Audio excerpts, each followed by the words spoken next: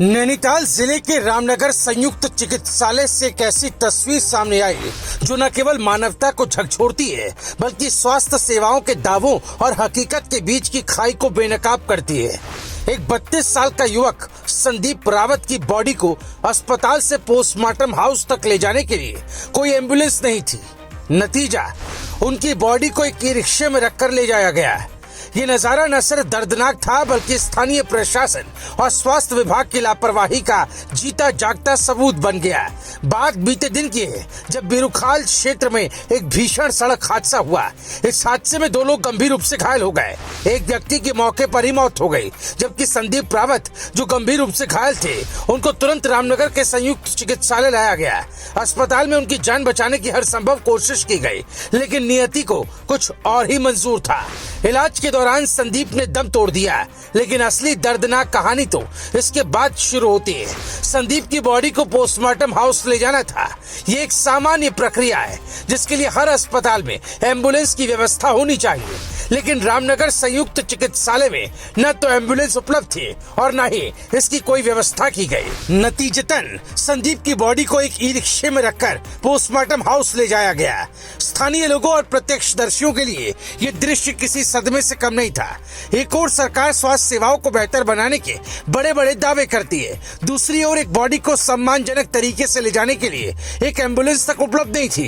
ये नजारा न सिर्फ शर्मनाक था बल्कि ये सवाल खड़ा करता है, क्या हमारी स्वास्थ्य व्यवस्था इतनी लाचार हो चुकी है कि एक इंसान की अंतिम यात्रा तक सम्मानजनक नहीं हो सकती? रामनगर के निवासियों ने इस घटना को लेकर भारी आक्रोश जताया। एक स्थानीय निवासी ने बताया, ये बेहद दुखद और शर्मनाक है। अगर अस्पताल में एम्बुलेंस नहीं थी तो क्या प्रशासन को उसकी जानकारी नहीं होनी चाहिए थी? क्या ये उनकी जिम्मेदारी नहीं थी कि ऐसी स्थिति में तुरंत व्यवस्था की जाती? एक अन्य नागरिक ने कहा, हमारे टैक्स का पैसा कहाँ जा रहा है? अगर स्वास्थ्य सेवाएं इतनी बदहाल है तो सरकार के दावों का क्या मतलब? जब इस मामले में रामनगर संयुक्त चिकित्सालय के मुख्य चिकित्सा अधीक्षक CMS डॉक्टर विनोद कुमार टमटा से बात की गई तो उनका जवाब और भी चौंकाने वाला था। उन्होंने कहा, मुझे इस घटना की जानकारी नहीं थी। अगर मेरे संज्ञान में ये बात आती तो मैं एम्बुलेंस की व्यवस्था करवाता। ये बयान अपने आप में कई सवाल खड़े करता है। क्या अस्पताल में सूचना तंत्र इतना कमजोर है कि ऐसी गंभीर घटना की जानकारी CMS तक नहीं पहुंची? क्या ये लापरवाही नहीं है कि ऐसी स्थिति में कोई जिम्मेदारी नहीं ली गई?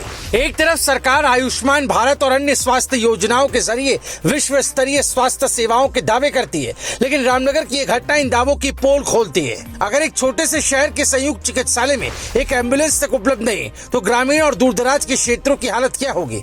ये घटना सिर्फ रामनगर तक सीमित नहीं है दोस्तों, बल्कि ये पूरे देश की स्वास्थ्य व्यवस्था पर एक बड़ा सवालिया निशान है। रामनगर के जागरूक नागरिकों ने इस घटना की उच्च स्तरीय जांच की मांग की है। उनका कहना है कि ये सिर्फ एक घटना नहीं बल्कि स्वास्थ्य विभाग की लापरवाही और संवेदनहीनता का प्रतीक है। लोगों का गुस्सा जायज है। आखिर एक इंसान की बॉडी को सम्मानजनक तरीके से अंतिम प्रक्रिया के लिए ले जाना भी अगर संभव नहीं तो हम किस प्रगति की बात कर रहे हैं? ये घटना हमें सोचने पर मजबूर करती है कि हमारी व्यवस्था इतनी संवेदनहीन हो चुकी है कि एक इंसान की अंतिम यात्रा तक सम्मानजनक नहीं हो सकती।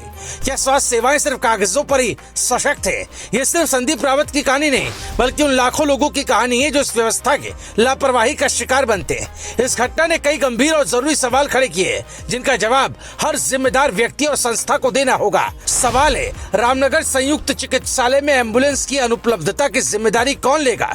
क्या अस्पताल का सूचना तंत्र इतना कमजोर है कि ऐसी घटनाएं CMS तक नहीं पहुंचती? सरकार के स्वास्थ्य सेवा सशक्तिकरण के दावे और जमीनी हकीकत के बीच इतना बड़ा अंतर क्यों है? क्या इस घटना के बाद जिम्मेदार अधिकारियों पर कार्रवाई होगी या ये मामला भी फाइलों में दबकर रह जाएगा? और सबसे बड़ा सवाल, क्या हमारी व्यवस्था में एक इंसान की गरिमा की कोई कीमत बची है?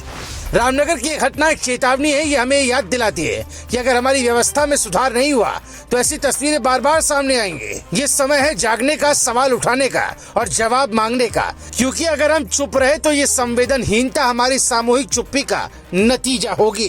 Bureau report, रायशुमारी।